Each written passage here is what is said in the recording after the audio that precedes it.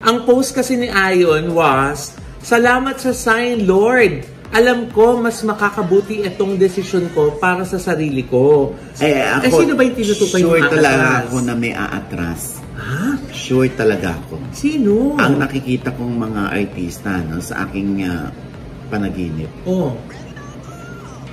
Magagalit ka naman sa sarili. Parang meron nagkiklaim na hindi raw sina Vice Ganda at Heart Evangelista ang nauna na magkaroon o magpauso ng labubu. Ha? Alam mo kung sino? Sino? Naman! Ito na ang latest, kaya tumutok ka na, dali. Ito na nga! Ito na ang mga marites, kaya ichika mo na, dali. Ito na ang latest! La la la la la la la, ichika mo na, dali. Ito na ang latest! La la la la la la la, ichika mo na, dali. Ito na ang latest! Hello mga kapit! Ito po ang inyong mga link. Ito po si Mama Loy! Ito po si Ate Brana. At ito naman po si Papa O at si Gia. So, ano pa nga ba ang lagi niyong iniigirit sa Ay! Ichika mo na! Dali! La la la la la la la, ichichika na namin dali! Okay, congratulations na! Wala yun. Grabe! Uy! First day, pilot episode! Ang saya! Medyo ngarag kami at Oo. alam niyo na, we will promise you na we will be better every day. Wow! Kasi nga syempre, di ba, pag umpisa pa lang, nandun yung tension, yung namamahay ka, dati-rati, di ba? 1992, nandun ako sa ABS-CBN, tapos ngayon lang ako nalipat ng ganito. Yeah. Kaya medyo namamahay ako, pero syempre maraming salamat sa pag-welcome ng ating kapatid network. Oo, yung mga bossing natin dyan, maraming salamat. Yes. At napagkatiwalaan tayo, no? Syempre lalo na special mention ko si MVP. Oh. Yes, si Sir Manny V. Pangilina. Yes. Thank you so much. At sa mga production staff, no? Thank you, Enrico, Cecil, Derek, at si Akris. Ayan. Si Akris, no? Oo, alam na, ha? Kaya, Diyos ko, sana naibigan yung aming first episode. At baka yung iba naghahanap pa sa YouTube, no? Soon ay magiging available din ang Quizmosa sa YouTube, no? For now, talagang kailangan nyo pumihit, magbukas ang inyong television, manood sa free TV. Yan. Para naman ma-enjoy yung experience. Old school naman muna tayo. Diba? Oo, ha? Ayan. Siyempre, araw-araw po yan, ha? Quizmosa, ha? Hanggang Sabado po yan. Pagkatapos na, Eat Bulaga. Saan yan? Kundi sa TV5. Ayan. Siyempre, nako, tuloy-tuloy pa rin naman ang ating balitaan dito, no? Pero teka muna, kuya. Speaking of Eat Bulaga, naalala ko kasi itong si Ayon Perez, kuya. Sandali, anong kinalaman ni Ayon Perez sa Eat Bulaga? It's showtime siya. Oo nga. Hindi mo lang naman, kuya, para lang ma-segue ko. Alam mo, you got me there. Kuya kasi, nakapalo ko kay Ayon. Nakafollow ka kay Ayon. Yes, kuya, nakapalo kasi ako kay Ayon Perez sa FB. Kasi kuya, hinahanap ko ulit yung post niya. Binura niya. Buti nga i-send ko, kuya, kay Mama Loy noon pa. May-send ba sa'yo? Oo, yung kasi may nag-tag sa atin, Nay. Eto nga, nasusulat. nasusulat. Nawala sa isip ko. Sabi niya, mukhang tama ka na naman sa panaginip mo, Mama OG Diaz. Di ba, Mama Loy? Ang post kasi ni Ayon was, "Salamat sa sign, Lord. Alam ko, mas makakabuti itong desisyon ko para sa sarili ko." Tapos nung sinend sa akin ni Mrena, ni-scroll ko yung mga comments. So yung iba tinatanong, ano ba yan? Aatras ka na ba dun sa kandidatura mo? Di ba naibalita mo na yun, na feeling mo may aatras? Kaya tinatag ka nung iba na mukhang tama ka na naman, OG Diaz. May aatras. Yan nga. So kung pagbabatayan natin, yung cryptic post na yan ni Ayon Perez, na Ayon Valdez sa Facebook. Eh kasi nakaitim yung background niya. So parang malungkot na balita. Yung dating na parang ano to, aatras ba to? Kasi kung makakabuti itong desisyon ko para sa sarili ko, dapat hindi black yung background color. At saka kung tatakbo pa lang siya, doon mo maisip na, baka tungkol sa pagka-file niya. Eh, naka-file na. Kaya yung iba tinatanong, ano ibig sabihin yan? Are you deciding na magba-back out ka na? Oo, as counselor ng Concepcion Tarlac. Oo, pero kaya yan? Oo nga. Pero itanong nga natin yan kung anong meaning nitong itim na background. Tapos, inalis pa. Deleted na eh. Wala na dun sa page Kung dinelete, baka ito yung moment na nakapag-isip si Ayon na ayoko na nga. So, yung itim na background sa cryptic post na yun ni Ayon Perez, ang balita ko ay may kinalaman nga sa pag-file ng candidacy ni Ayon. At ito na nga, ang sabi, nag-back out na si Ayon sa pagtakbo bilang konsehal sa Concepcion Tarlac at magko-concentrate na lamang ito sa showbiz. Kasi parang nabalita ka nga kasi na may aatras. Ako, sino ba yung tinutukoy sure yung talaga aatras? ako na may aatras. Sure talaga ako. Sino? Ang nakikita kong mga artista sa aking panaginip. Ay, panaginip ba yan o sapi? Ang nakikita ko sa aking panaginip, dalawang celebrities. Ang magpapakita. Clue! Ay, hula lang naman yon. Very vague eh. So may vague. Wala ba pa clue? Wala. Pero ito nga, ito nga recently, ay nag-viral yung interview ni Gretchen Ho tsaka ng ilang girls na kasama niya dun sa show. Dito sa panayam nila kay Willie Revillame. Ano sabi? Kasi tinatanong nila kung ano ba yung plano mo kaya ka tumakbo or anong plano mo sa bansa o sa bayan, di ba? So sinasabi ni Willie, hindi pa raw niya masagot kasi hindi pa raw siya senador at hindi pa siya nananalo. Saka na pag nanalo na raw siya. Doon pa lang magpaplano, kuya, pag nanalo na? Correct. Parang ano yan, di ba? Para ka nag-a-apply maging manager ng isang negosyo. Ano bang mga plano mo? Kung gusto mo maging manager nitong business namin, anong plano mo sa business namin para lumago? Secret mo na for now. I-hire niyo muna ako. Ay, gano'n? Ganun ang nangyayari. Kasi ako naman, ang opinion ko dyan, well, tama naman si Willie. Ayaw naman niya talagang mangako. Na ito gagawin niya. Mahirap nga naman. Mahirap nga naman. Pero syempre, kung gusto mong i-promote ang sarili mo, at manliligaw ka ng boto. manliligaw ka, di ipakilala mo ang sarili mo. Ano ba yung kapasidad mo? Bukod sa naaawa ka sa mahihirap. Diba? Bukod sa awa sa mga kababayan natin, ano pa? Ano pa yung nasisilip mo? Tsaka bukod dyan, diba? Na lumabas pa, sinasabi niya na parang nakakaya, nag-aaway-aaway yung mga senador. Kaya yun din ang dahilan niya para pumasok at maging peacemaker. Kuya, bakit pa siya tatakbo ng senador? Bakit hindi na lang siya pumasok, kuya, bilang referee? Senador nga.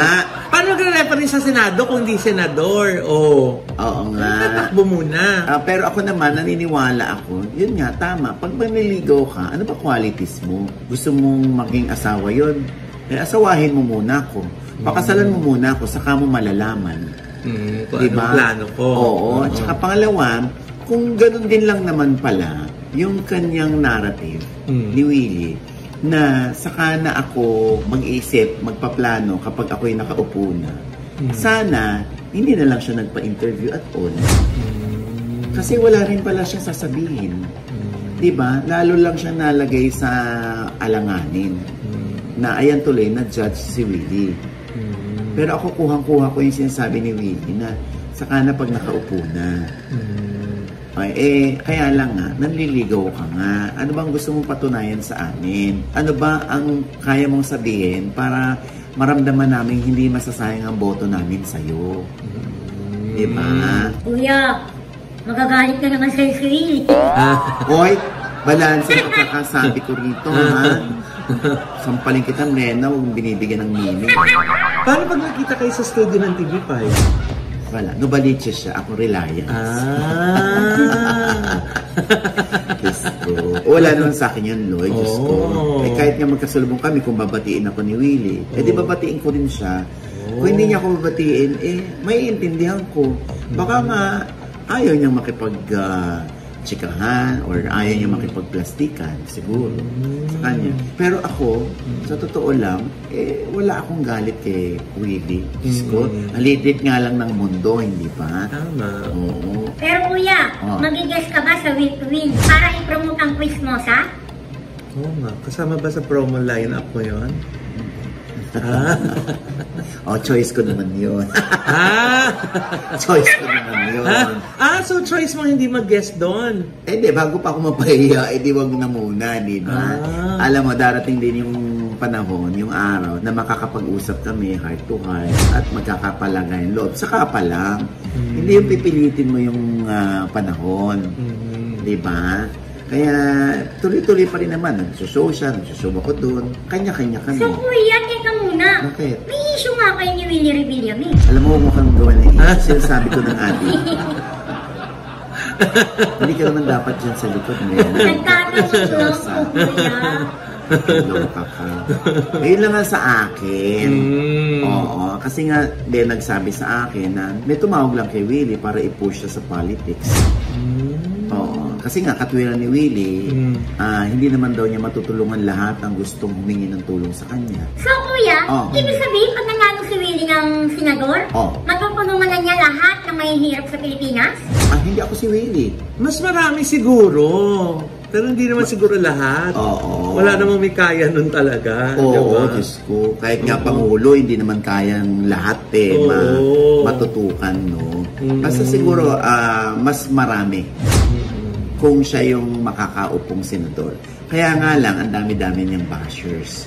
Oo, lalo na nang umupo siya dun sa mga girls para siya ay ma-interview. Tapos, ganun lang daw yung kanyang support. Para nakukulangan sila. Kaya ang ending tuloy, yung lahat ng artista na tumatakbo, na ako-question yung kapasidad nila na makapaglingkod sa taong bayan. Kaya yun lagi nating sinasabi sa kanila, huwag niyong nilalahat. Babalik po ang The Boss. Ha? Nay! Quizmosa to! Ay! Quizmosa! Ganun ka nga ulit, Mrena. Ganon. Mukha kang labubo, no? Labubo ba? Ano ba? Mukha bang ano? Parang lababo eh. Akala ko labubog. Aba, nga pala, no? Gusto yung labubo na yan. Kasi una ko nakita yan sa bag ni Vice Ganda sa It's Showtime. Sa Showtime. Siya ba nauna? Ako dun ko unang nakita. Pero hindi ko alam kung may mga iba nang gumagamit. Pero nung nakita ko kay Meme Vice, tsaka ko lang napansin na, ay, meron pala yung iba din. Like who? Like si Heart Evangelista. Di ba? Namili din siya nung nagpunta siya ng Singapore. Si Marian Rivera. Aside from dun sa Labubu, pati mga Molly dolls, kinokolekta din niya. Tapos nag-post din itong mag-inang si Rufa Gutierrez at saka si Tita Annabel Rama. Nung kanilang Labubu collection din, di ba? Andiyan din si Julia Barreto. Nagko-collect na rin siya ng Labubu. Tapos nandiyan din si Janine Gutierrez. Pineflex din niya yung kanyang mga Labubu. Pero bago ang lahat, parang meron nagkiklaim na hindi raw sina Vice Ganda at Heart Evangelista ang nauna na magkaroon o magpauso ng Labubu. Alam mo kung sino? Sino? Si Jed Madela daw. Noon pa rin nangongolekta si Jed Madela. Hindi lang masyadong nakikita, pero nandun kasi sa bahay. Ano nga sinabi ni Jed Madela dyan? Ay, ito na yung nasusulat. Basa. Sa kanyang post ay sinabi ni Jed na ito yung October 9. Sabi niya, eto na yung nasusulat. Basa. I remember months ago when I'd attach these Labubu bag trinkets, I'd get judgmental stares from people. And now that celebrities are going crazy over them, okay na. Ha ha ha ha. Oo nga naman. Kahit ako, titingin naman talaga. Ha ha ha ha ha. Kaya pahinga na muna ako sa Labubu. Iba naman ko-collect ko. Kinokollect naman niya yung mga monkeys, yung mga monchichi. Ayan na nandyan sa kanyang Facebook account. Yung monchichi naman ang kanyang pinauuso. O siguro itong pagpapakita niya na monchichi naman yung kanyang kinokolekta ay para malaman din ng mga tao na kapag ito'y nauso, siya ang nag-umpisa. Ganun ang dating. Talagang toy collector itong si Jed Madela. Nagkaroon nga ng exhibit, di ba?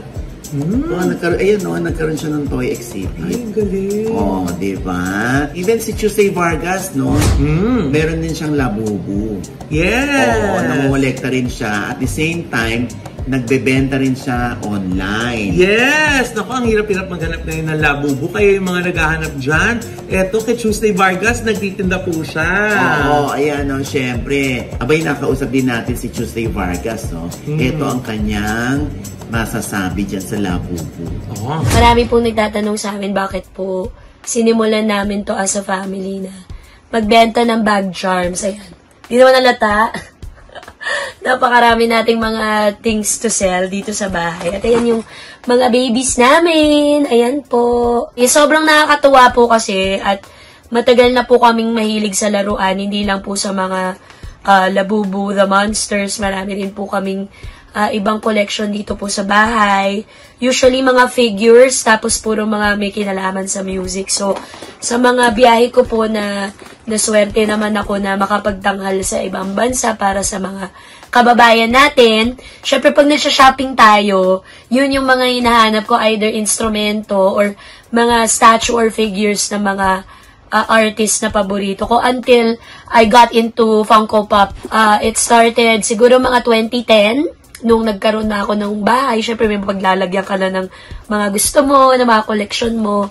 So, doon po nagsimula. Ang dami po mga shows na pwede po nating pasukin. Pero, sa dugo ko po talaga, bukod sa love na love ko rin po yung mundo ng showbiz, gusto ko rin po talagang maging negosyante. I feel po na meron po akong certain skills na pwede ko pong magamit para po mapalago po yung kung ano man po yung sisimulan ko. Kahit ano po yan, hindi po ako natatakot. Basta marangal, tsaka kaya ko pong gawin, ma-execute ko po ng tama, papasukin ko talaga yan. May pagkakitaan kasi po, tayo po yung, kumbaga, breadwinner ng pamilya at wala po akong backup. Ang backup po ay ako. So, kailangan ko pong sipagan at pag-usayan ang bawat galaw, lahat ng desisyon maayos. At nung nakita ko po talaga na napakainit, ang init po ng pagtanggap sa mga laruan na dating parang akala namin kami-kami lang po yung may gusto or kaartihan lang po namin yung mga anik-anik. Sabi ko, pag-grab ko na po yung opportunity. Una, papasabay-pasabay lang po sa kaibigan. Ganyan hanggang sa nakatap po ng mga supplier kahit papaano. So, blessed na blessed po. Kaya siguro po, ang masasabi ko lang, maraming salamat po sa lahat ng bumibili po sa akin. Sa mga nagtitiwala na sobrang genuine po ang lahat ng binibenta namin po dito sa amin. Sa page ko lang po kayo magtatransact. Tapos, kung gusto niyo pong umorder, mas maganda pumunta po kayo sa show ko. Para sa inyo ko personally, iaabot ang mga Labubu nyo. Manood kayo sa amin sa Clowns. Nandun ako every Monday, Tuesday, Saturday, at saka sa Hideout, Pasig, every Friday and Sunday. So, puntahan nyo ako doon, tapos pwede kayong mag-PM para dadalhin ko yung items. So, tsaka manood na rin kayo ng show. Otherwise, if you can't come, kahit po provincial address, you can just PM me on my Instagram page, Tuesday_V, or sa Tuesday Vargas na page. Isa lang naman po yon, yung pinakamaganda po yung profile pic. Ha? Pero anyway, ito pong mga manika na to, kagaya nga po nasabi ko po sa Facebook ko, kung ito po sa mata ng iba ay ka-OA-yan lang, ka-artihan. Para po sa amin, ito po ay magandang alaala ng mga pinaranas sa aming mga laruan ng mga nanay at tatay namin. Noon-noon pa, yung Monchichi, na parang monkey po na maliit na mukhang baby, nung 80s. Na kahit po na mahirap lang po kami, alam ko po pinag-iipunan po ng nanay ko, ng tatay ko para lang po mabili ako nung gusto ko pong manika na yun. At mga Barbie, kung ano man ang binigay sa inyo ng nanay at tatay nyo, di ba? Pag nakakita kayo ng manika, naaalala nyo sila kasi pinaghirapan po yan, pawis at dugo ng inyong mga magulang para mapasaya lang po kayo. So, Yun po yung meaning ng laruan para sa akin. Ayan. Ayan na. Bili kay Tuesday Vargas. Alam mo naman sa Tuesday, no? Hindi lang siya tuwing Tuesday nagtatrabaho. Lahat ng araw. Nagtatrabaho siya. Talagang wala siyang sinasayang na panahon. Yes. Yan ang kanyang side hustle or sideline. Yan pagtitinda ng mga sinasabit sa bags. Yes. Hindi lang toys, may iba-iba pang pa siya mga products ko. Kaya visit niyo lang po yung kanyang mga social media accounts para malaman niyo kung ano ang mga pwede niyo mabili kay Miss Tuesday Vargas. Yes. Diba? And with that, mga kaibigan, ito po ang inyong mga lingkod. Ito po si Mama Loy, mga nanonood sa amin, hindi pa namin subscriber, please subscribe now na. Click nyo lang po yung subscribe button na nandyan sa ibaba. At kung naibigan nyo pa ang ating episode ngayon at meron kayong komento sa lahat ng aming chika, comment below, click the like button, huwag kalimutan i-click ang notification bell. Kapag kilik nyo, kayong unang-una manonotify na meron kaming latest update. Yes. At syempre pa ang kanya-kanya naming channel. Yes, sana manood at mag-subscribe pa kayo sa channel ko. That's Mama Loy, M-A-M-A-L-O-I. At nandiyan pa rin po yung aming room adventure ni Nanay sa Vatican. Yes. At nice natin magpasalamat of course sa Envy Skin Beauty and Wellness Center for our skin, body, face, and wellness. At happy anniversary, Envy Skin! Yes, Thank happy you for anniversary taking care of us. naman. Ayan, magaganda kami. Diba? Ayan, walang wrinkles. Thank you sa Envy, ha? Kanto, Siyempre dyan kayo magpa-drip. Yung kanilang elixir at saka skinny. Yes. Made in Switzerland. Yon, lahat ng mga drips po nila, iba-iba po yan. Pwede kayong mamili. Yes. Diba? At syempre, Pam Rena. Yes, hello mga ka-update. I-follow naman po ng aking FB page, Ate Maria po, M-R-E-N-A. Teka muna, kuya. Gusto ko muna batiin ng happy 5th birthday ang aking It-It. Yes. Ay, birthday ni It-It. Happy birthday! Happy birthday, It-It. Love you, It. At saka kuya, gusto ko din mag-thank you kay Trisha May Creation para sa aking kilay. Wow! Taray! Magmamahal ko yung kilay mo. Tanay, no? Siyempre, ano mo rin, di ba? Sila rin yung nag-ano sa'yo, nag-shave ng pubic hair. Hindi pala, pati ba yun? Hindi ba? Hindi, nag-Brazilian wax siya. Akala ko sinape din eh. Ayan, at syempre pa ang aking panayam pa rin kay Lovey po. Yes. Ayan, syempre yung iba nagtataka bakit Lovey lang yung pangalan niya noon. Hindi niya ginagamit yung apelyido ni Daking Fernando Po Jr. Ayan po, sasagutin niya yan sa OG Diaz Inspires na nasa I1TFC na rin po. Ha? Yes. Ayan, at syempre pa, ay binabati ko ang aking mentor. Mentor sa pag-arte. Mentor sa pelikula. Oo, si Direk Joey Reyes. Hi, Direk! Happy birthday, Direk Joey Reyes! Happy birthday, Direk! Oo, Diyos ko, mga 15 pelikula yata ang nagawa ko. Wow! Naging signature artist ako ni Direk Joey Reyes. Yes! Na ngayon ay chairman ng FDCP.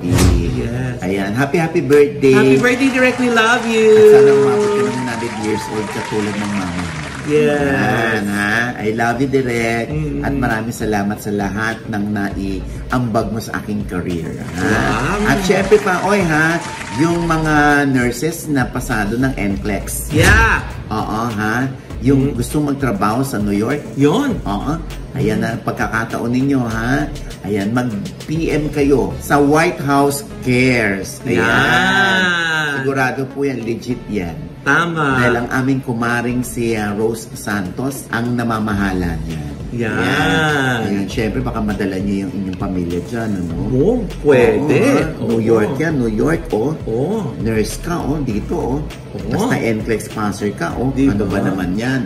Apply na agad, di ba? At ito po ulit ang inyong lingkod, Papa Wasin Onyedilla, na laging nagsasabi at nagpapaalala sa inyo na sa tuwing gigising po tayo tuwing umaga, huwag na huwag po tayong makakalimot, na magpasalamat sa Panginoon dahil tayo kanyang ginising. Ibig sabihin, may mission pa rin po tayo sa buhay. Sabay sabing, Every gising is a blessing! At ano pa nga ba ang lagi niyong inihirit sa amin? Isika mo na, dali. La la la la la la la la. Isika mo na, dali. La la la la la la la la. Isika mo na, dali. merong hindi nakakaalam. Na? Sinong bisita natin? Walang nakakaalam. Tumalilis mula sa US patungo dito. Oh, anong ginawa? Andito ngayon, ayan. Ito ay umalis na siya ngayong araw na ito. Pero 21 kasi ito, ayan.